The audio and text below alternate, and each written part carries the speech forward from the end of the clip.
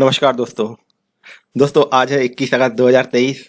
हम पढ़ रहे हैं इंडियन पॉलिटी और आज बात करेंगे फंडामेंटल राइट्स के बारे में। दोस्तों, फंडामेंटल राइट्स के बारे में बता दूं कि ये बहुत ही ज़्यादा ज़रूरी चैप्टर है। यदि किसी एग्जाम में इंडियन कॉन्स्टिट्यूशन या इंडियन पॉलिटी से यदि वो सिलेबस में रहता है तो फंडामेंटल राइट्स से 1 या 2 क्वेश्चन जरूरी आते हैं। चलिए स्टार्ट करते हैं आज के एमसीक्यू फंडामेंटल राइट्स के। यहाँ पे सबसे पहला क्वेश्चन दिया हुआ है, which of these is not included as a fundamental right in the Indian constitution. Question में बोला जा रहा है कि इंडियन कॉन्स्टिट्यूशन में यहाँ पे जो 4 ऑप्शन दिए गए हैं इनमें से कौन सा एक फंडामेंटल राइट नहीं है। पहला ऑप्शन दिया है right to freedom to speech, right to equality before law, right to constitutional remedies and right to equal wages for equal work. तो दोस्तों यहाँ पे डी ऑप्शन करेक्ट है।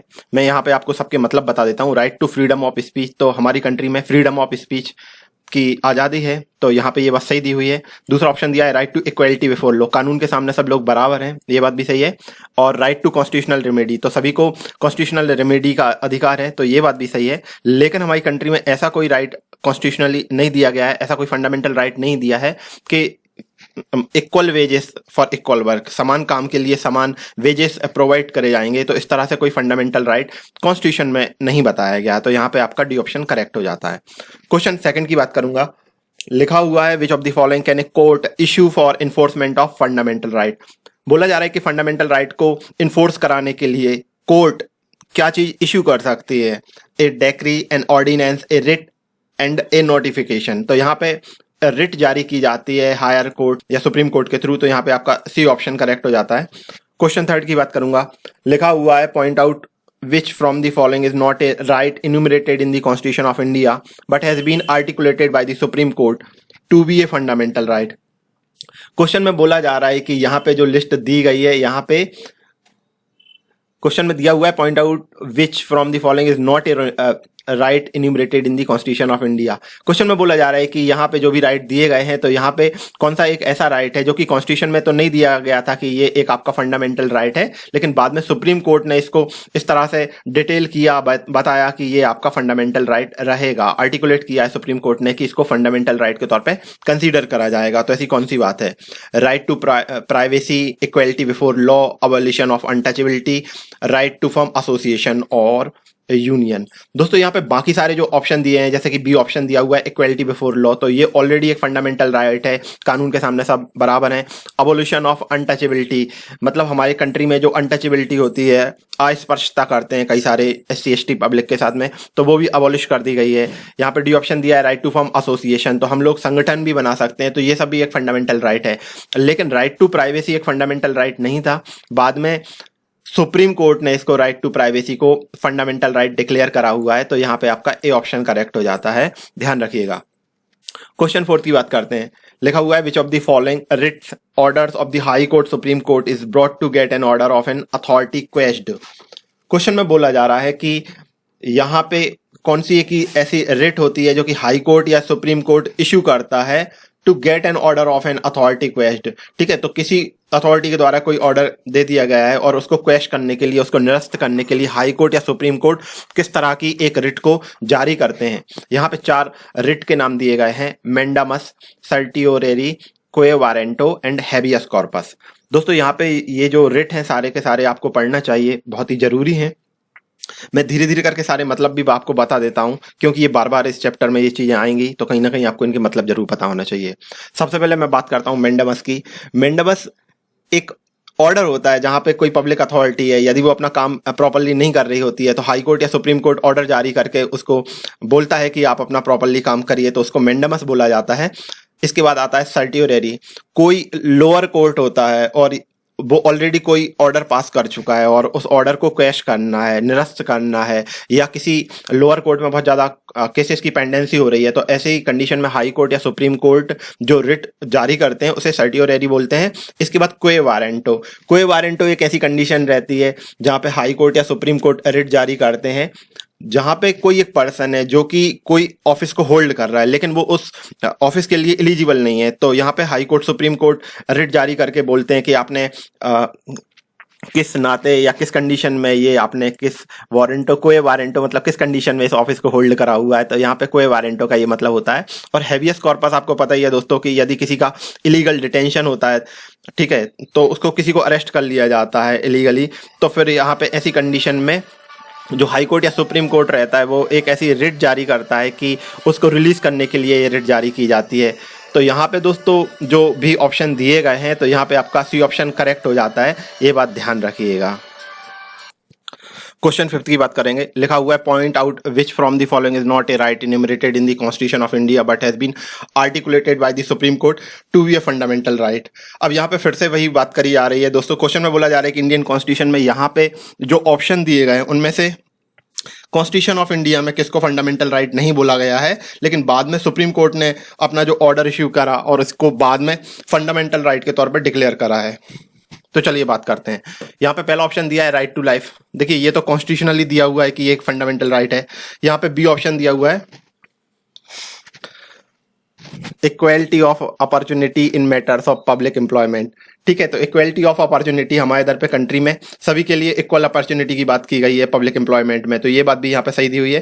थर्ड ऑप्शन दिया है प्रोटेक्शन ऑफ पर्सनल लिबर्टी, सभी को personal liberty की प्रोटेक्शन दी गई है, यहाँ पे ये बात भी सही है। लेकिन राइट टू परमानेंट हाउसिंग ऐसा कोई फंडामेंटल राइट नहीं था कॉन्स्टिट्यूशनली, लेकिन बाद में सुप्रीम कोर्ट ने इसको बोला है कि राइट टू परमानेंट हाउसिंग भी एक फंडामेंटल राइट रहेगा, तो यहाँ पे आपका डी ऑप्शन करेक्ट हो जाता है। क्वेश्चन 6 की बात करता हूं। लिखा हुआ है the civil equality implies. Question 6 में बोला जा रहा है कि सिविल इक्वेलिटी का क्या मतलब है।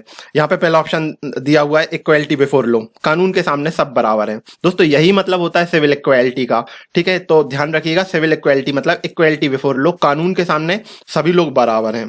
देखिए कोई एक मजदूर है उसने कोई क्राइम कर दिया और एक अमिताभ बच्चन साहब है उन्होंने भी कोई क्राइम कर दिया, तो यहाँ पे ऐसा नहीं है कि जो बच्चन साहब है उनके लिए एक डिफरेंट कानून काम करेगा, या समझ पा रहे हैं, तो इसलिए कानून के सामने सभी लोग बराबर हैं। तो यहाँ पे इक्वेलिटी बिफोर लॉ का मतलब सिविल इक्वेलिटी ही होता है। बाकी यहाँ पे जो ऑप्शन दिए गए हैं इक्वेलिटी ऑफ अपॉर्चुनिटी, ठीक है, तो अवसर की समानता, इस बात का कोई मतलब नहीं है। यहाँ पे सी ऑप्शन दिया है इक्वल डिस्ट्रीब्यूशन ऑफ वेल्थ, ठीक है, तो वेल्थ का इक्वल डिस्ट्रीब्यूशन ये भी गलत दिया हुआ है। एंड डी ऑप्शन दिया हुआ है equal right to participate in the affair of the state, ठीक है, तो ये यहाँ पे ये लाइन भी गलत दी हुई है। तो यहाँ पे आपका सिविल इक्वेलिटी का मतलब इक्वेलिटी बिफोर लॉ होता है। क्वेश्चन 7 की बात करूंगा। लिखा हुआ है who considered the right to constitutional remedies as very heart and soul of the Indian constitution. Question में बोला जा रहा है कि हमारे कॉन्स्टिट्यूशन में राइट टू कॉन्स्टिट्यूशनल रेमेडी है। अब इंडियन कॉन्स्टिट्यूशन में हार्ट एंड सोल इसको बोला गया था, तो बोला जा रहा है ऐसा स्टेटमेंट किसने दिया था। देखिए क्वेश्चन का मतलब मैं फिर से बता देता हूं। क्वेश्चन में हमारे जो फंडामेंटल राइट हैं आर्टिकल 12 to 35 वहां पे राइट टू कॉन्स्टिट्यूशनल रेमेडी की बात करी गई है, ठीक है, और इंडियन कॉन्स्टिट्यूशन में इसको हार्ट एंड सोल कंसीडर करा गया है। तो ऐसा किसका मानना था कि ये भारतीय संविधान की हृदय है और आत्मा है, तो Mahatma Gandhi, Jawaharlal Nehru, B R Ambedkar and Rajendra Prasad. दोस्तों ये बी आर अम्बेडकर जिन्होंने कॉन्स्टिट्यूशनल को ड्राफ्ट करा था, कॉन्स्टिट्यूशनल की जो ड्राफ्टिंग कमेटी थी उसके हेड थे, तो इनका ऐसा मानना था कि जो राइट टू कॉन्स्टिट्यूशनल रेमेडी है ये हमारे इंडियन कॉन्स्टिट्यूशन का हार्ट एंड सोल है, तो यहाँ पे आपका सी ऑप्शन करेक्ट हो जाता है। क्वेश्चन 8 की बात करूंगा। लिखा हुआ है which of the following is a bulwark of personal freedom. Question में बोला जा रहा है कि पर्सनल फ्रीडम के कवच की तरह, एक रक्षा दीवार की तरह क्या काम करता है। मैंडामस, हेबियस कॉर्पस, कोए वारंटो एंड सर्टियोरेरी। दोस्तों अभी मैंने थोड़ी देर पहले ही आपको बताया था कि डिफरेंट टाइप के रिट्स होते हैं, और यदि कोई पर्सन को इलीगली डिटेंशन करा है, पुलिस ने अरेस्ट करा हुआ है, तो ऐसी कंडीशन में हाई कोर्ट या सुप्रीम कोर्ट एक रिट जारी करते हैं जिसको हेबियस कॉर्पस बोलते हैं। तो यहाँ पे आपका बी ऑप्शन करेक्ट है कि किसी की पर्सनल फ्रीडम है तो वहां पे ये एक दीवार की तरह काम करता है कि उसको खत्म नहीं किया जा सकता, ये आपको सिक्योरिटी प्रोवाइड करता है हेबियस कॉर्पस, ये ध्यान रखिएगा। क्वेश्चन 9 की बात करूंगा। लिखा हुआ है right to property was removed from the list of fundamental right during the rule of. Question में बोला जा रहा है कि हमारे इंडियन कॉन्स्टिट्यूशन में एक फंडामेंटल राइट था राइट टू प्रॉपर्टी, सभी को प्रॉपर्टी का एक कॉन्स्टिट्यूशनल राइट था, फंडामेंटल राइट था, लेकिन ये जो राइट टू प्रॉपर्टी था बाद में इसको हटा दिया गया था। अब क्वेश्चन में बोला जा रहा है कौन सी गवर्नमेंट थी जिसने राइट टू प्रॉपर्टी को फंडामेंटल राइट की लिस्ट से हटा दिया था। यहाँ पे 4 ऑप्शन दिए गए हैं, Indira Gandhi government, Morarji Desai government, Narasimha Rao government and Vajpayee government. तो दोस्तों उस समय मोरारजी देसाई की गवर्नमेंट रहती है और वहां पे ये जो राइट टू प्रॉपर्टी रहता है इसको फंडामेंटल राइट की कैटेगरी से हटा दिया जाता है, ध्यान रखिएगा। क्वेश्चन 10 की बात करते हैं। लिखा हुआ है political right does not include which of the following. अब बोला जा रहा है कि यहाँ पे जो 4 ऑप्शन दिए गए हैं इनमें से कौन सा एक पॉलिटिकल राइट नहीं है। राइट टू वोट, ठीक है, वोट देने का अधिकार है तो सही बात है। Right to life, right to life एक पॉलिटिकल राइट नहीं है दोस्तों, तो यहाँ पे आपका बी ऑप्शन करेक्ट हो जाता है। सी ऑप्शन दिया है right to contest an election, आपको चुनाव लड़ने का अधिकार है तो सही बात है, ये बात भी सही दी हुई है।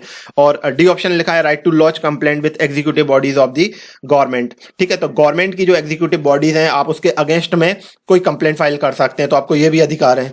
तो यहाँ पे ये भी एक पॉलिटिकल राइट है, लेकिन राइट टू लाइफ एक पॉलिटिकल राइट नहीं है, तो यहाँ पे आपका बी ऑप्शन करेक्ट हो जाता है, ये बात ध्यान रखिएगा। सॉरी, क्वेश्चन 11 की बात करूंगा। लिखा हुआ है which of the following right is not granted by the constitution of India at present as a fundamental right. Question में बोला जा रहा है कि अभी करंट में यहाँ पे जो 4 राइट के नेम दिए गए हैं कॉन्स्टिट्यूशन में, इनमें से कौन सा एक अभी करंट में फंडामेंटल राइट के तौर पे कंसीडर नहीं करा जाता है। राइट टू इक्वलिटी, ठीक है, तो देखिए सब्जी बिक रही है। चलिए मैं बता रहा था कि यहाँ पे जो 4 ऑप्शन दिए गए हैं तो यहाँ पे सारे फंडामेंटल राइट के नाम दिए गए हैं, लेकिन बोला जा रहा है यहाँ पे कौन सा एक ऐसा है जिसको कॉन्स्टिट्यूशन में फंडामेंटल राइट नहीं माना जाता है अभी करंट में। राइट टू इक्वलिटी, ठीक है, तो कानून के सामने सब बराबर हैं, तो ये एक फंडामेंटल राइट है। राइट टू फ्रीडम, स्वतंत्रता का अधिकार है, ये बात भी सही है। राइट टू प्रॉपर्टी, दोस्तों मैंने अभी बताया था कि मोरारजी देसाई की गवर्नमेंट रहती है और 44 जो अमेंडमेंट लेके आते हैं 1978 के टाइम पे, तो ये जो फंडामेंटल राइट था पहले हमारे 7 फंडामेंटल राइट होते थे, बाद में एक फंडामेंटल राइट को मोरारजी देसाई की गवर्नमेंट ने 44th अमेंडमेंट के थ्रू हटा दिया था, तो ये यहाँ पे वही बात चल रही है। और यहाँ पे डी ऑप्शन लिखा है राइट अगेंस्ट एक्सप्लॉयटेशन, तो ये भी एक फंडामेंटल राइट है किसी भी पर्सन के लिए कि उनको एक्सप्लॉयट नहीं करा जा सकता, उनका शोषण नहीं करा जा सकता, तो यहाँ पे आपका सी ऑप्शन करेक्ट है, ये बात ध्यान रखिएगा। क्वेश्चन 12 की बात करूंगा। लिखा हुआ है who is the guardian fundamental rights enumerated in Indian constitution. बोला जा रहा है इंडियन कॉन्स्टिट्यूशन में फंडामेंटल राइट का गार्जियन कौन बोला जाता है कि उसका कौन रक्षा करेगा। Supreme court, parliament, constitution and president. तो दोस्तों ये जुडिशरी है, इसके पास ये अधिकार है कि यदि हमारे जो फंडामेंटल राइट्स हैं वायलेट होते हैं तो वो एज ए गार्जियन वर्क करता है। कोई भी पर्सन है यदि उसके फंडामेंटल राइट को वायलेशन होता है तो वो हाई कोर्ट, सुप्रीम कोर्ट में जा सकता है। तो यहाँ पे आपका ए ऑप्शन करेक्ट हो जाता है, सुप्रीम कोर्ट आपको फंडामेंटल राइट के गार्जियन के तौर पे कंसीडर करा जाता है। क्वेश्चन 13 की बात करूंगा। लिखा हुआ है which part of the Indian constitution deals with the fundamental right. Question में बोला जा रहा है कि यहाँ पे जो 4 ऑप्शन दिए गए हैं भारतीय संविधान के किस हिस्से में फंडामेंटल राइट की बात करी गई है। Part first, part second, part third and part 4। तो आपको पता ही है पार्ट थर्ड इंडियन कॉन्स्टिट्यूशन में फंडामेंटल राइट की बात करी गई है, यहाँ पे आपका सी ऑप्शन करेक्ट है। क्वेश्चन 14 की बात करते हैं। लिखा है which constitutional amendment deleted the right to property from the life of fundamental right, list of fundamental right. दोस्तों ये मैंने अभी बताया आपको कि यहाँ पे एक फंडामेंटल राइट था, पहले 7 फंडामेंटल राइट थे, बाद में मोरारजी देसाई की गवर्नमेंट ने 44th अमेंडमेंट के थ्रू जो राइट टू प्रॉपर्टी था इसको रिमूव कर दिया था एक कॉन्स्टिट्यूशनल अमेंडमेंट के थ्रू। और मैंने ये भी बताया था वो कॉन्स्टिट्यूशनल अमेंडमेंट कौन सा था, 44th कॉन्स्टिट्यूशनल अमेंडमेंट था जिसके थ्रू जो राइट टू प्रॉपर्टी था इसको रिमूव कर दिया गया था, ध्यान रखिएगा। तो यहाँ पे आपका सी ऑप्शन करेक्ट हो जाता है। क्वेश्चन 15 की बात करूंगा। लिखा है fundamental rights are not given to. अब क्वेश्चन में बोला जा रहा है कि फंडामेंटल राइट्स किसको नहीं दे सकते। बैंकरप्ट पर्सन है उसको दिया जा सकता है, कोई एलियन पर्सन है, कोई विदेशी पर्सन है तो उसको भी कुछ फंडामेंटल राइट गवर्नमेंट ने कॉन्स्टिट्यूशन में प्रोवाइड करे गए हैं। लिखा है person suffering from incurable disease, कोई ऐसी बीमारी से पीड़ित है जो कि इनक्योरेबल है तो उसको भी फंडामेंटल राइट प्रोवाइड किए गए हैं। लेकिन दोस्तों यहाँ पे जो पॉलिटिकल सफरर है, जो पॉलिटिकल गठजोड़ करते हैं और भी जो पॉलिटिकल सफरर जिनको कंसीडर करा जाएगा, तो ऐसे सारे लोगों को पॉलिटिकल फंडामेंटल राइट प्रोवाइड नहीं किए गए हैं, तो यहाँ पे आपका डी ऑप्शन करेक्ट हो जाता है, ये बात आप ध्यान रखिएगा। चलिए क्वेश्चन 16 की बात करते हैं।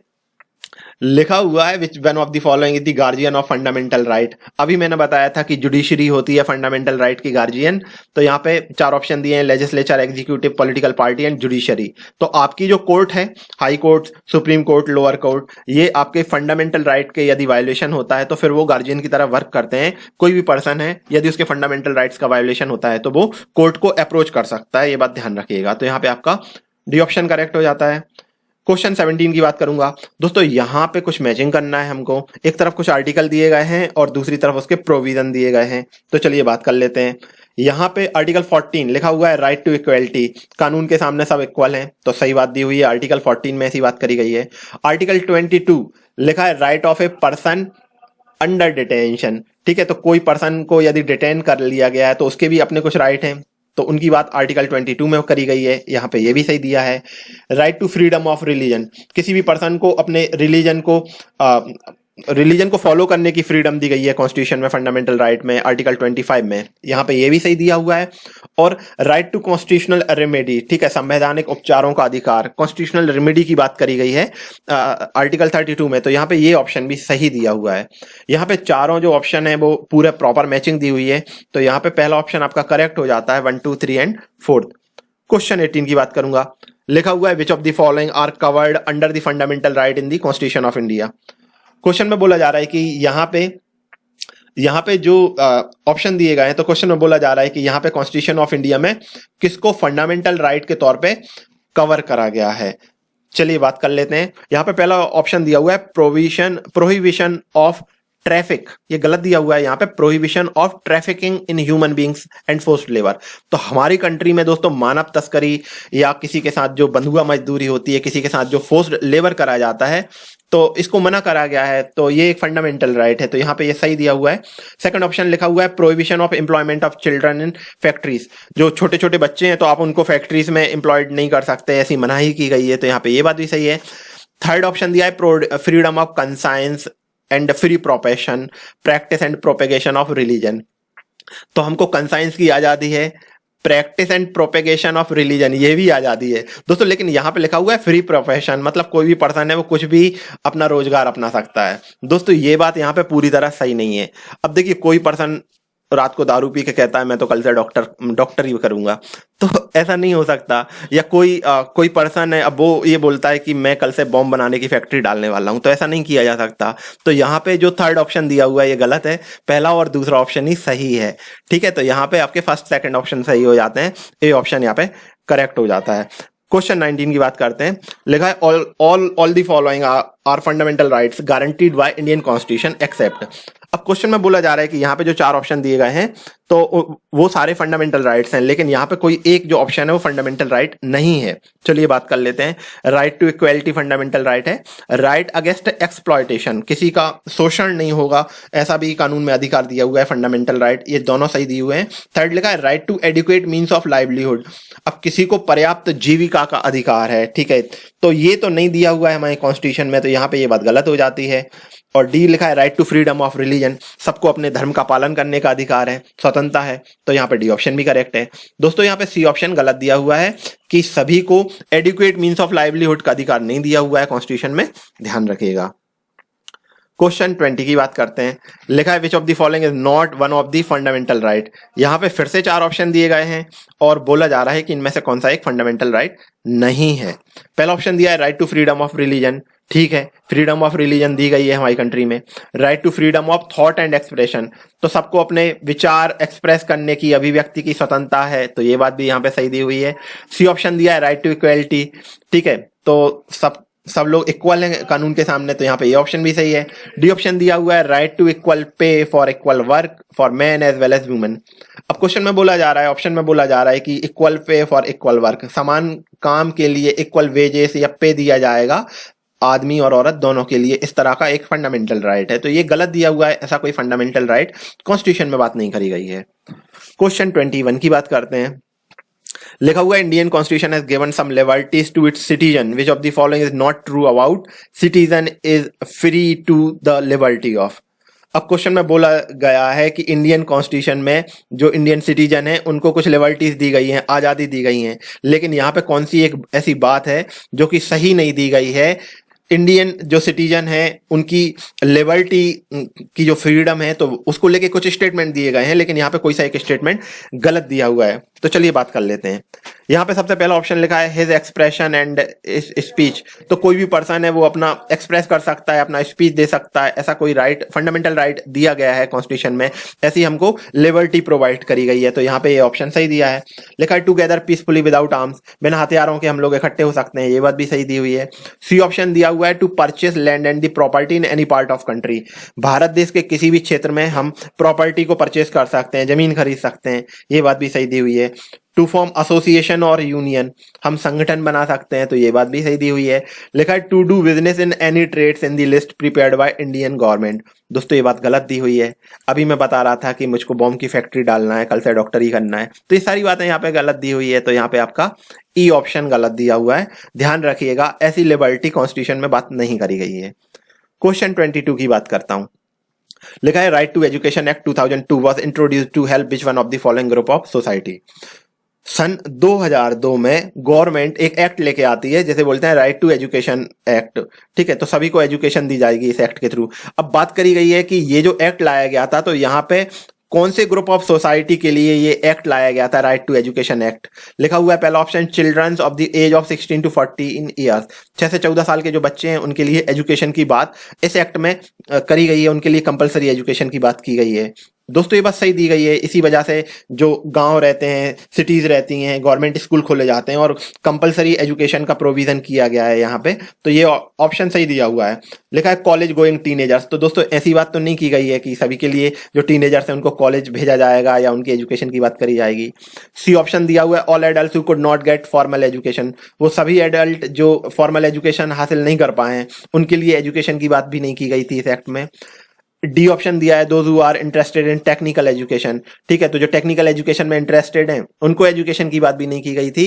और ई ऑप्शन दिया है female student studying senior secondary education, तो जो गर्ल्स चाइल्ड हैं सीनियर सेकेंडरी एजुकेशन उनकी एजुकेशन की बात भी यहाँ पे नहीं की गई थी। तो ये सारी बात आप ध्यान रखिएगा। राइट टू एजुकेशन एक्ट 2002 में children of the age of 16 to 14 years of age उनके एजुकेशन की बात करी गई थी। क्वेश्चन 23 लिखा हुआ है दोस्तों, यहाँ पे असर्शन और रीजन दिया हुआ है। पहले असर्शन की बात करते हैं। लिखा हुआ है the right to property in the constitution of India ceased by the to be a fundamental right but it continues to exist as a constitutional right.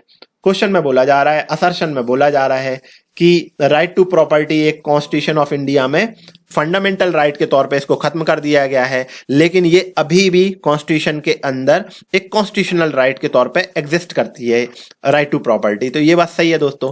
पहले मतलब जो राइट टू प्रॉपर्टी था वो एक फंडामेंटल राइट था, फिर 44th amendment आता है मोरारजी देसाई गवर्नमेंट और उन्होंने राइट टू प्रॉपर्टी को फंडामेंटल राइट की कैटेगरी से हटा के उसको कॉन्स्टिट्यूशनल राइट बना दिया था। तो ये बात सही दी हुई है। रीजन दिया हुआ है 44th amendment deleted article 19F and 31 from part 3rd and added the new article 300A in the part 12th। यहां पे इसी बात को डिटेल करा गया है। बोला जा रहा है 44वें संविधान संशोधन में के थ्रू जो गवर्नमेंट थी उसने इंडियन कॉन्स्टिट्यूशन का जो आर्टिकल 19F और जो 31 था पार्ट 3rd का, इसको हटा दिया था और एक नया आर्टिकल 300A ऐड कर दिया था पार्ट 12 में। ठीक है, तो ये इसका रीजन दिया हुआ है। तो ये बात सही है दोस्तों। तो इसी तरह से जो राइट टू प्रॉपर्टी था इसको कॉन्स्टिट्यूशनल राइट बनाया था, फंडामेंटल राइट से हटा दिया था। तो यहाँ पे रीजन भी सही दिया है, असर्शन भी सही दिया है, तो ए ऑप्शन करेक्ट हो जाता है। क्वेश्चन 24 की बात करूंगा। लिखा हुआ है freedom of press in India. Question में बोला जा रहा है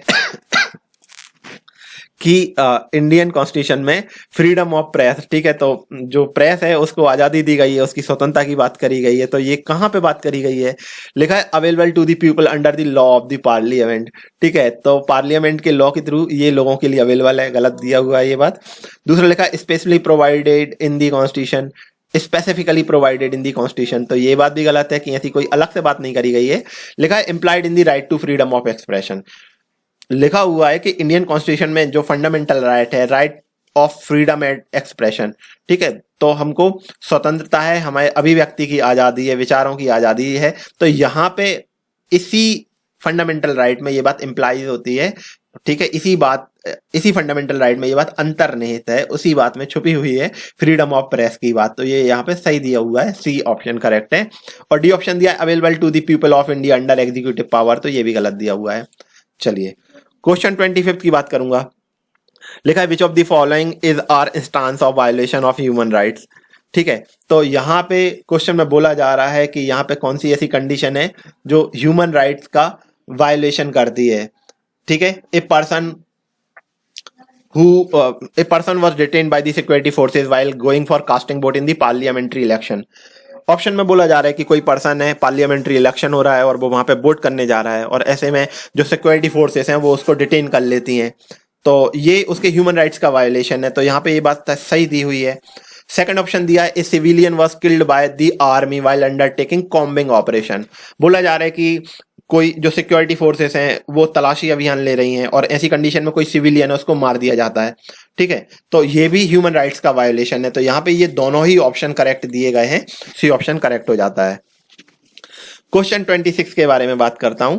लिखा हुआ है the provision relating to the fundamental right in the constitution of India, ठीक है। तो बोला जा रहा है यहाँ पे कॉन्स्टिट्यूशन ऑफ इंडिया में फंडामेंटल राइट से रिलेट करने वाला कौन सा प्रोविजन दिया हुआ है। यहाँ पे फंडामेंटल राइट को लेके कुछ बातें की गई हैं, तो बोला जा रहा है कि ऐसा कौन सा प्रोविजन है जो कि इससे रिलेट करता है, ठीक है।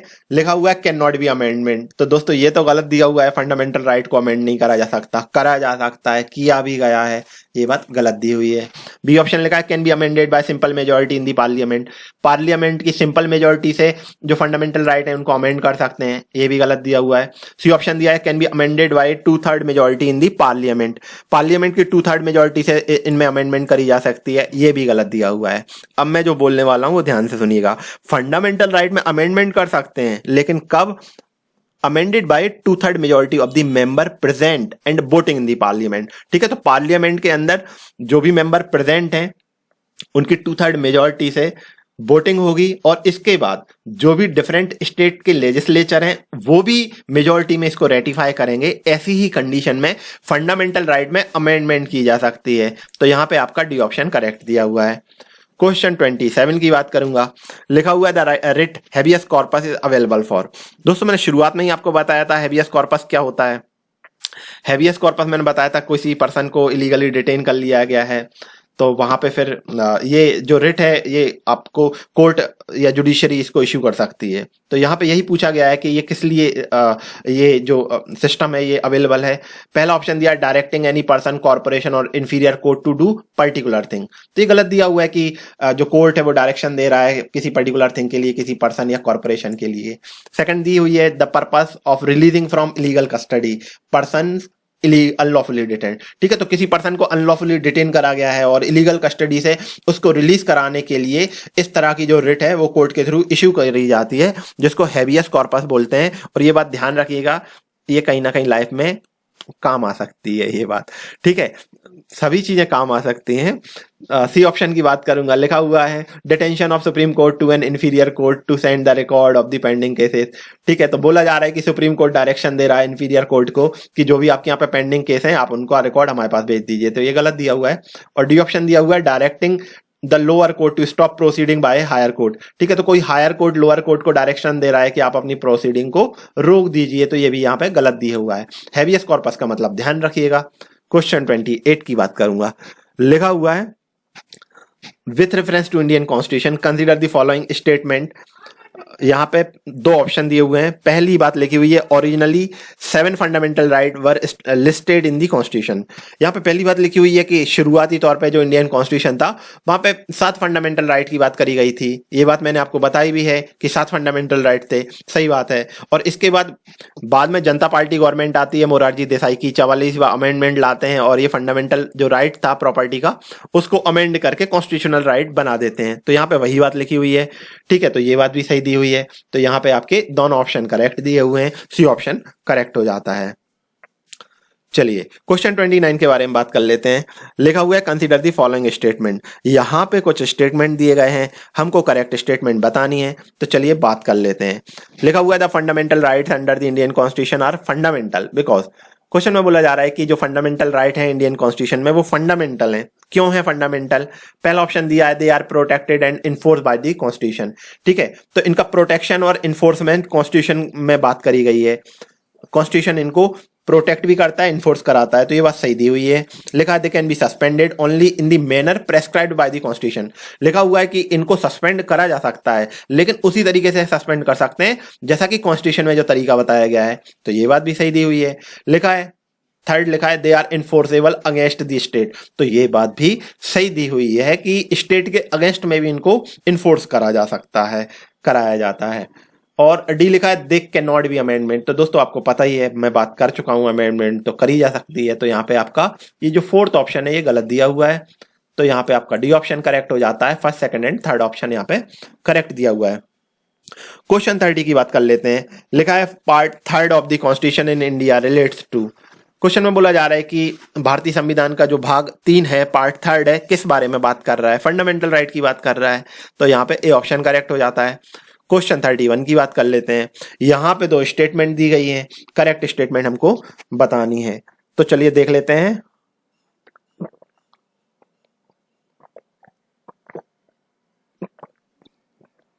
यहाँ पे पहला ऑप्शन दिया हुआ है the article 20 of the constitution of India state that no person can be convicted for any office except for the violation of law in force at the time of the commission of the act changed charged as an offence. दोस्तों यहां पे ये बोला जा रहा है कि जो इंडियन कॉन्स्टिट्यूशन का आर्टिकल 20 है, यहां पे बोल रहा है आर्टिकल 20 कॉन्स्टिट्यूशन ऑफ इंडिया में ये बात करी गई है कि किसी भी पर्सन को कन्विक्ट नहीं करा जाएगा, ठीक है, एक्सेप्ट कब करा जाएगा? कोई भी पर्सन ने लॉ का वायोलेशन करा है और उस समय उस कंडीशन को ऑफेंस माना गया है, तो उसी तरह का उस पर चार्ज लगाया जाएगा। देखिए मैं एक एग्जांपल के थ्रू बताता हूं। सपोज करिए किसी पर्सन ने एक रेप कर दिया है, ठीक है, और किसी पर्सन ने रेप कर दिया है और अब उसको हैंग करना है, ठीक है। हैंग करने का एक कोई प्रोविजन है मान लेते हैं, और वो 2023 में लाया गया, ठीक है। 2023 में हैंग करने का प्रोविजन लाया गया है, लेकिन 2018 में हैंग करने का प्रोविजन नहीं था रेप की कंडीशन में, ठीक है। ये एक हाइपोथेटिकल कंडीशन में बात कर रहा हूं, ठीक है। 2018 में किसी को रेप कर देते हैं और उसको हैंग करने का प्रोविजन नहीं है। 2023 में इस तरह का मान लीजिए गवर्नमेंट प्रोविजन कर देती है, और उस पर्सन ने 2018 में क्राइम करा है, तो उस समय उसने जो क्राइम करा था उसमें जो पनिशमेंट की बात करी गई थी उसको उतना ही पनिशमेंट दिया जाएगा। अभी करंट में जो प्रोविजन चल रहे हैं उसके अकॉर्डिंग उसको पनिशमेंट नहीं दी जाएगी, ये बात यहां पे की गई है। तो ये बात यहां पे सही दी हुई है दोस्तों, ऐसा ही हमारे कॉन्स्टिट्यूशन में प्रोविजन करा गया है। इसके बाद दोस्तों सेकंड यहां पे ऑप्शन की बात कर लेते हैं। लिखा हुआ है the article 21 of the constitution of India state that no person shall be deprived of his life and personal liberty except according to procedure established by law. बोला जा रहा है आर्टिकल 21 कॉन्स्टिट्यूशन ऑफ इंडिया में बात करी गई है कि कोई भी पर्सन को उसकी जिंदगी और उसकी जो आजादी है उससे डिप्राइव नहीं करा जाएगा, वंचित नहीं करा जाएगा, except according to procedure established by law, ठीक है। तो कानून में जो प्रोसीजर दिया हुआ है उसी तरीके से किसी पर्सन की जो पर्सनल लिबर्टी है और उसकी जो लाइफ है उससे उसको डिप्राइव करा जाएगा। तो ये बात भी यहाँ पे सही दी हुई है, कोई दूसरा तरीके से आप उसको डिप्राइव नहीं कर सकते, वंचित नहीं कर सकते। तो यहाँ पे दोनों ऑप्शन करेक्ट दिए हुए हैं, both first and second option यहाँ पे करेक्ट हो जाते हैं। क्वेश्चन 32 की बात करूंगा। लिखा हुआ है which one of the following can be provided under RTI act 2005। लिखा हुआ है RTI act, right to information act 2005 में which one of the following can be provided, ठीक है। तो यहाँ पे कौन सी ऐसी बात है जो कि उससे रिलेट करती है राइट टू इंफॉर्मेशन एक्ट 2005 से, ठीक है। राइट टू इंफॉर्मेशन एक्ट के जो प्रोविजन है तो उससे रिलेट करने वाला यहाँ पे कौन सा ऑप्शन है ये हमको बताना है। चलिए पहला लिखा हुआ है information leading to incitement of an offence, ठीक है। तो इस तरह की इंफॉर्मेशन आरटीआई के थ्रू दी जा सकती है जिससे इंसाइटमेंट ऑफ ऑफेंस, ठीक है। तो उससे ऑफेंस को और इंसाइटमेंट होगा, बढ़ावा मिल जाएगा ऑफेंस के लिए, तो ये गलत दिया हुआ है, इस तरह की इंफॉर्मेशन नहीं दी जाती है। सेकंड लिखा हुआ है information leading to disclosure that may constitute contempt of court, ठीक है। तो इस तरह की कोई इंफॉर्मेशन जिसके डिस्क्लोजर पे कोई जो कोर्ट है उसका कंटेम्प्ट ऑफ कोर्ट है, कोर्ट की अवमानना होगी, इस तरह की इंफॉर्मेशन का डिस्क्लोजर किया जा सकता है, तो ये भी गलत दिया हुआ है। थर्ड ऑप्शन दिया हुआ है condition disclosure relating to information on intellectual property. तो लिखा हुआ है कि इंटेलेक्चुअल प्रॉपर्टी की जो इंफॉर्मेशन है उसका कंडीशनल डिस्क्लोजर कराया जा सकता है, ये भी गलत दिया हुआ है। और यहाँ पे लास्ट ऑप्शन दिया हुआ है information relating to cabinet papers recording deliberation of council of minister, ठीक है। तो लिखा हुआ है कि काउंसिल ऑफ मिनिस्टर के जो डेलिब्रेशन है, उनके जो विचार विमर्श हैं, कैबिनेट पेपर्स की जो रिकॉर्डिंग है उसकी इंफॉर्मेशन की जानकारी दी जा सकती है आरटीआई एक्ट 2005 के तहत। तो दोस्तों ये बात सही दी हुई है, ऐसा हो सकता है। तो यहाँ पे आपका डी ऑप्शन करेक्ट है, बाकी सारे ऑप्शन यहाँ पे गलत दिए हुए हैं। क्वेश्चन 33 की बात करूंगा। लिखा हुआ है which one of the following is human right as well as a fundamental right under the constitution of India. दोस्तों इस चैप्टर में बहुत सारे एमसीक्यू हैं और लेक्चर लंबा हो जाने वाला है। चलिए अभी तो रिकॉर्ड करते हैं, देखते हैं कहां तक जाते हैं। लिखा हुआ है which one of the following is human right. देखिए यहाँ पे सभी जो बातें दी गई हैं तो उनको थोड़ा सा डिटेल करना जरूरी है। फटाफट करेंगे तो वो तो 30 मिनट में सारे एमसीक्यू हो जाएंगे, लेकिन इनको सारा समझाने का मन भी कर रहा है और ये सारा टॉपिक बहुत ज़्यादा जरूरी है। ठीक है, तो ये सारी बात आपको डिटेल करेंगे, भले ही इस चैप्टर के 2 लेक्चर हमको बनाने पड़ जाएं। चलिए बात करते हैं। क्वेश्चन 33 लिखा हुआ है which one of the following is human right as well as a fundamental right under the constitution of India. अब बोला जा रहा है कि यहाँ पे जो 4 राइट की बात करी गई है, तो बोला जा रहा है इनमें से कौन सा एक ऐसा ऑप्शन है जो कि फंडामेंटल राइट भी है, साथ में ह्यूमन राइट भी है। Right to information, right to education, right to work, right to housing. तो दोस्तों यहाँ पे राइट टू एजुकेशन आपका फंडामेंटल राइट भी है और ह्यूमन राइट भी है, तो यहाँ पे आपका बी ऑप्शन करेक्ट हो जाता है, ये बात ध्यान रखिएगा। क्वेश्चन 34 लिखा हुआ है इंडियन कॉन्स्टिट्यूशन के कौन से आर्टिकल में फंडामेंटल राइट की बात करी गई है, फंडामेंटल राइट सिटीजन को प्रोवाइड करे गए हैं। तो पार्ट 3 आर्टिकल 12 to 35, ये आपको पता होगा बहरहाल, ए ऑप्शन यहाँ पे करेक्ट है। क्वेश्चन 35 लिखा हुआ है which of the following is given the power to implement the fundamental right by the constitution. ठीक है, तो क्वेश्चन में बोला जा रहा है कि which of the following is given power to implement the fundamental. Question में बोला जा रहा है कि कॉन्स्टिट्यूशन में फंडामेंटल राइट को इंप्लीमेंट करने की पावर किसको दी गई है, या इनका वायोलेशन होता है तो पर्सन किसको अप्रोच कर सकता है। तो ये मैं बता चुका हूं, आप जुडिशरी कोर्ट के पास जा सकते हैं, सुप्रीम कोर्ट, हायर कोर्ट, यहाँ पे आपके करेक्ट ऑप्शन हो जाते हैं। लेकिन यहाँ पे ये बात ध्यान रखिएगा, all courts in India correct नहीं है। आप हर एक कोर्ट के अंदर नहीं जा सकते फंडामेंटल राइट के वायोलेशन पे, लेकिन आप सीधे हाई कोर्ट जा सकते हो, सुप्रीम कोर्ट भी जा सकते हैं। ठीक है, तो यहाँ पे ये बात ध्यान रखिएगा। क्वेश्चन 36 लिखा है which one of the following is not A fundamental right. कौन सा यहाँ पे एक ऐसा राइट है जो कि फंडामेंटल राइट नहीं है। Right to freedom fundamental right है, राइट टू इक्वलिटी भी है, right to property fundamental right नहीं है, कॉन्स्टिट्यूशनल राइट है, 44th अमेंडमेंट, सारी कहानी मैं आपको सुना चुका हूं। ठीक है तो यहाँ पे सी ऑप्शन करेक्ट हो जाता है। और यहाँ पे डी ऑप्शन दिया हुआ है राइट अगेंस्ट एक्सप्लॉयटेशन, तो ये भी यहाँ पे सही दिया हुआ है। दोस्तों कचरे की गाड़ी आ गई है तो ये बैकग्राउंड म्यूजिक चल रहा है। चलिए, तो मैं बता रहा था आपको, तो राइट टू प्रॉपर्टी एक आपका कॉन्स्टिट्यूशनल राइट है, फंडामेंटल राइट नहीं है। क्वेश्चन 37 की बात करूंगा। लिखा हुआ है a writ issued by the judiciary inquiring upon the executive to do what it should have done within its stipulated powers is called। दोस्तों यहाँ पे बोला जा रहा है कि देखिए मुझे लग रहा है लेक्चर रोकना पड़ेगा, थोड़ा कुछ ज्यादा ही शोर हो रहा है। लिखा हुआ है a writ issued by the judiciary inquiring upon the executive to do what it should have done with in its stipulated power. तो क्वेश्चन में बोला जा रहा है कि यहाँ पे मेरा कंसंट्रेशन गड़बड़ हो रहा है। लिखा हुआ है एक जो रिट है वो जुडिशरी उसको इशू करती है upon the executive to do what it should have done with in its stipulated powers is called. यहाँ पे क्वेश्चन में बोला जा रहा है कि जुडिशरी एक रिट इशू करती है, एक ऐसी कंडीशन में ऐसी रिट इशू करी जाती है एग्जीक्यूटिव के लिए जो कि उनको काम करना था, उनके जो स्टिपुलेटेड पावर्स हैं तो वो उनको दिए गए हैं, बट वो अपना प्रॉपर्ली यदि काम नहीं करते हैं, तो ऐसी कंडीशन में एक रिट जारी करी जाती है कोर्ट के थ्रू। तो उस रिट को क्या बोला जाता है? हैबियस कॉर्पस तो नहीं है, आपको पता ही है।